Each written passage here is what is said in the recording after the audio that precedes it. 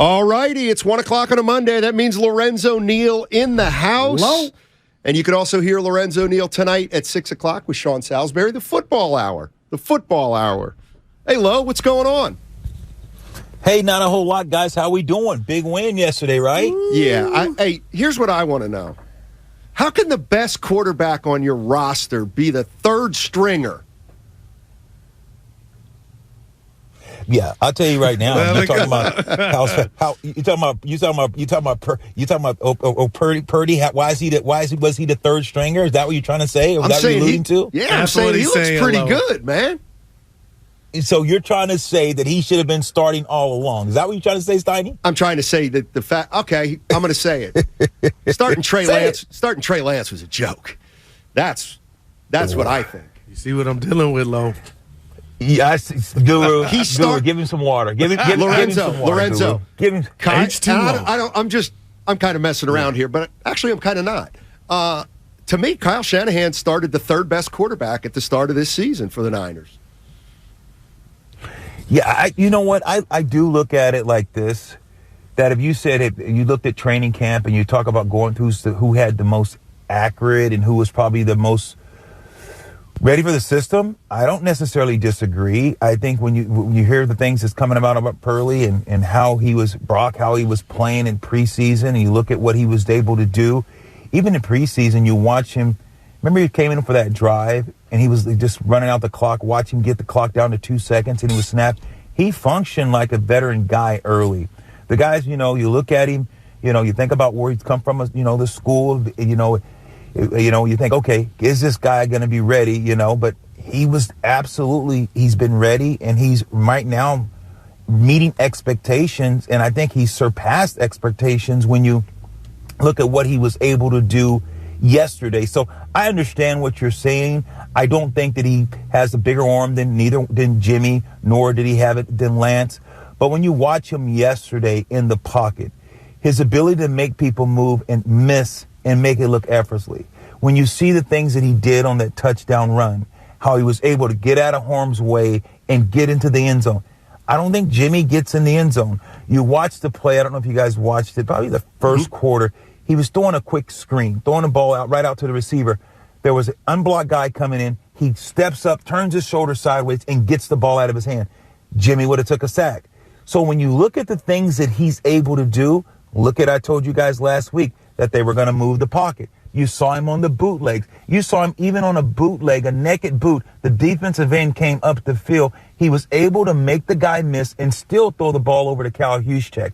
So when you watch the things that he does, even though we talk about what the things that he does, that's why I alluded to saying he's going to make the line better. He's going to hide different things that Jimmy couldn't hide because of his athletic ability and the way that he is, how dynamic he is with getting out the ball out of his hand. Not saying that he has more knowledge than Jimmy in football, but his athletic ability, his ability to move the pocket, and the things that he can do, it looks like as if it's going to give this team a better opportunity to win.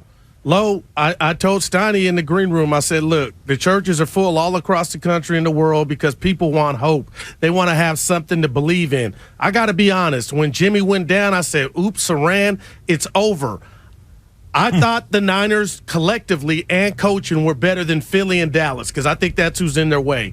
But, Lo, are you ready to say, and you could tell us, has anything changed in regard to how far this team could go? Because history is not on the Niners' side when you say a third-string quarterback. That's what he is, and I love what I'm seeing. He's looking downfield. Lo, are you telling us that you still think the Niners got action? This is what I'm saying. I think that this team right now, this kid was he's going to take, I would say, I'm not saying win the Super Bowl. I think that he was going to take them as far. I think that he would have been just as good as Jimmy.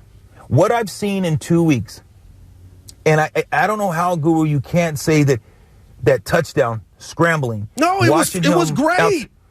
So my point is this now. I'm asking you, do you think what you've seen thus far, athletically, does he move better than Jimmy in the pocket? Yes, he does. It's not even a question. Okay. Okay, good. Can he move up? Can he now? You've seen the bootleg. Could Jimmy boot and do those naked boots as well as this young man can? I must say no, Lo. His ability to improvise is second. He's better than both those guys.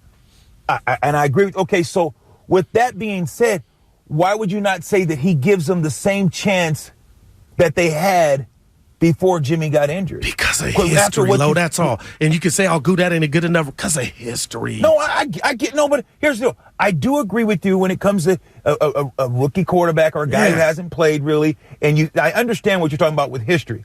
But also, though, history, Jim McMahon was he wasn't a great quarterback. Right. Let's not, you know that. But what did he have? He had a great defense. And that's what this team has. They have a great defense. So if Brock just doesn't turn the ball over, if he plays within himself and he scores, if this team can score 24, if this team can score 24 points, not even more, just if they get to 24, how far do you think they get just with 24 and he just plays within himself and gets 3 touchdowns and they can kick a field goal? It could be enough. Lo, it could be enough. Then that's all. So I'm saying they have the potential to have enough because you're saying it could be enough because you know what they have on the other side of the ball, which is the defense. So I understand. So you're right.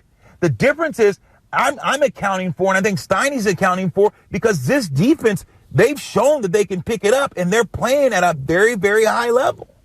Lorenzo Neal joining us on 95.7 The Game. Lo, I want to ask you about Deebo Samuel and whether you think the 49ers can they win it all without Deebo Samuel? Deebo's a big loss, guys. It's a huge loss for this team. He is a dynamic playmaker. He can do things from the backfield, from the slot, and that's what makes Deebo. But as far as lining up and saying receiver, Ayuk probably runs better route. Ayuk could probably do different things, the receiver. But Deebo's just that running back, that Swiss Army knife, if you like, what he can do on a bubble screen, all those things. So they don't have that guy now. But when you think about what they've been able to do for the last couple weeks, and you look at when's the last time Deebo went for 100 yards? When's the last time Deebo really, really had it? Yesterday was a great run, great sweep when he scored a touchdown. And Deebo's a great player. So let's not take anything away from Deebo. He is electrifying. But in the last 3 to 4 weeks, has he taken over the game? Have they needed Deebo to be Deebo or be great to win these games? And so, but now I know what you're saying, though. To get to the Super Bowl, would you need a Deebo-esque performance for them to win the Super Bowl? That's something that we could say, probably so. Yeah. To win the NFC Championship game, do you need a guy like Deebo to be that guy? Yep, I would say so. But do you have guys that are capable of doing what Deebo's done? And I think McCaffrey, guys, is that Swiss Army knife that can line up in so many different positions and presents the same type of threat as Deebo. Maybe not as physical, but he's just as fast, as not faster. He runs great routes. It's hard to cover him because you got to put corners or say, think about what you have to do when you have to line up with him. You can't guard him man to man. And now you look at Kittle. He's starting to get more involved. So I think they still have enough weapons, Steiny, to answer your question, to still make a deep run. Lo, we keep it real with you. We always have. And I fought Steiny tooth and nail about, you know what? I love the addition of C-Mac, but don't forget about Deebo. And some of, his carries went down and out of the backfield, I didn't know if that was by design. But I got to keep it real here because I ain't got to tell you the cesspool that Twitter is. But yesterday when Deebo got hurt, they were up 21. But, Lo, it was the second quarter. And I didn't know how I felt. People were coming at Kyle's head. And I'm not defending Kyle, but I'm saying, damn, the game technically wasn't over. I'm the one saying, give him the ball. You need more. But Jerry Rice, the Hall of Famer, came out and kind of went from the top rope about giving Deebo the ball and added Trey Lance's name in that. So I'm asking you, because you should be in the Hall of Fame, Lo, anything there from Kyle and the juncture of the game that he shouldn't have had the ball, shouldn't have given the ball to Deebo at that point? See, believe it or not, Guru, me and you are on the same church, same pew this time because I'm with you. Because here's what you're alluding to. When we look at a guy that they know and you brought in, and what is everyone saying, Steiny, about McCaffrey? He's good, but what is everyone worried about? Injury. Absolutely. So all Kyle Shanahan was doing, Guru, to the point that you're making, is saying, I'm going to distribute the ball and spread it out to all of my playmakers and the weapons. And Deebo is a weapon. So all he was doing is saying, I'm going to make sure that I don't run this young man too much because he's very, very important to our team. You got to have McCaffrey and you want to have Deebo. So all he was doing is trying to distribute the wealth. And so I don't see anything wrong with it. Deebo loves being in that situation. He loves running in between tackles. He loves running the ball. And no one said anything when he scored the touchdown, a sweep, and ran the touchdown first play. I mean, on that first series, because that's who he is, and that's what he does. So I had no problems with it. Lo, thank you as always, buddy. Appreciate it, man. No worries, guys. Cheers.